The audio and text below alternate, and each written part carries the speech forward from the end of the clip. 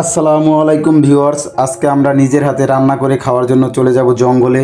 আসলে এটাকে আমরা জঙ্গল না বলে ইতালির জাপলংও বলতে পারি। আমার সাথে আছে মাদারীপুরের রাজবীর ভাই আর সিলেটের ইনুস ভাই। এবার আমরা চলে যাব সুপার শপের দিকে, কারণ আমাদের কিছু কেনাকাটা করা লাগবে। আমরা শপে এসে প্রথমে একটা বেগুন নিলাম, কারণ আমরা লোক ছিলাম 3 জন, একটা বেগুন নেই যথেষ্ট।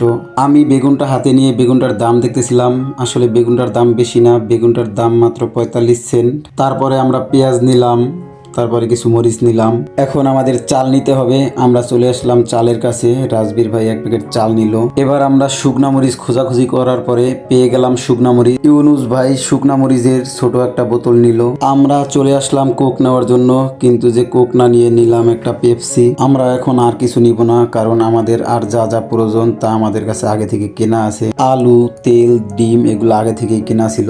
আমি আবার আমাকে উপস্থাপন করার জন্য ক্যামেরার সামনে চলে আসলাম। এবার আমরা কাউন্টারে যাব বিল দেওয়ার জন্য।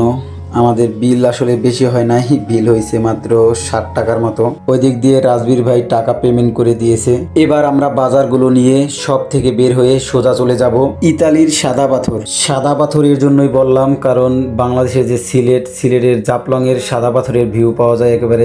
এবার চলে আসলাম আমাদের আসল জায়গায়, আমরা যেখানে বসে রান্না করব। সবাই কমেন্টস করে জানাবেন জায়গাটা আসলে আপনাদের কাছে কেমন লাগলো। এখানে আমাদের আসার মেন উদ্দেশ্য হলো আমরা রান্না করে খাবো। তা আমি আগেই বলেছি, রান্না করার জন্য আমাদের কিছু কাটাকাটি করতে হবে। আমি পেঁয়াজ কাটতেছি, আমি পেঁয়াজ ভালো কাটতে পারি না, তারপর একটু ট্রাই করতেছি। এবার আমাদের ইনুস ভাই বেগুনের গায়ে লবণ, মরিচ এবং হলুদ ছিটিয়ে দিল। হলুদ ছিটিয়ে দেওয়ার পরে একটু মাখামাখি করে নিল। আমি আর ইনুস ভাই আগুন জ্বালিয়ে আলু সেদ্ধ করতে বসিয়ে দিলাম। এবার আমরা 3 জনে করে দাঁত না বের করে একটা সেলফি নিলাম। এবার আমি তরকারি রান্না করার জন্য পানি নিতে চলে আসলাম। পানিটা আসলে অনেক সুন্দর। এর মধ্যে দিয়ে ইউনুস ভাই গরম তেলের মধ্যে পেঁয়াজ কুচি দিয়ে দিল বেরেস্তা করার জন্য। ভাই বেরেস্তা প্রস্তুত করার জন্য একটু নাড়াচাড়া দেয়, আবার একটু ক্যামেরার দিকে তাকায়। আমি এদিক দিয়ে ডিমের গায়ে লবণ, মরিচ, হলুদ ছিটিয়ে দিয়ে একটু মাখামাখি করে নিলাম।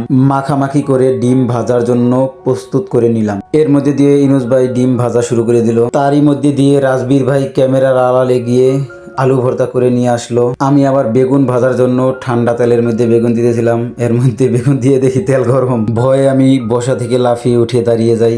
ভয়ে আমি আর কড়াইয়ের মধ্যে বেগুন দিলাম না। পরে রাজীব ভাই আর একটা দিল। আমি একটু উল্টিয়ে পাল্টিয়ে বেগুন ভাজতেছিলাম। এবার আমাদের ডিম রান্না শুরু হয়ে গেছে। রাজীব ভাই একটা ডিম দিতেছে। আমাদের ডিমও রান্না কমপ্লিট। এ পর্যায়ে আমরা ভাত রান্না করবো, কারণ ভাতটা আমরা রান্না করছি ক্যামেরার আড়ালে। ভাতটা রান্না করা দেখাতে পারলাম না, কারণ ভাতটা ইনুস ভাই একা রান্না করছে। আমি আর রাজবীর ভাই চলে আসছি গোসল করতে। আমরা আসলে বেশিক্ষণ গোসল করি নাই, কারণ পানিটা ছিল পাহাড়ে।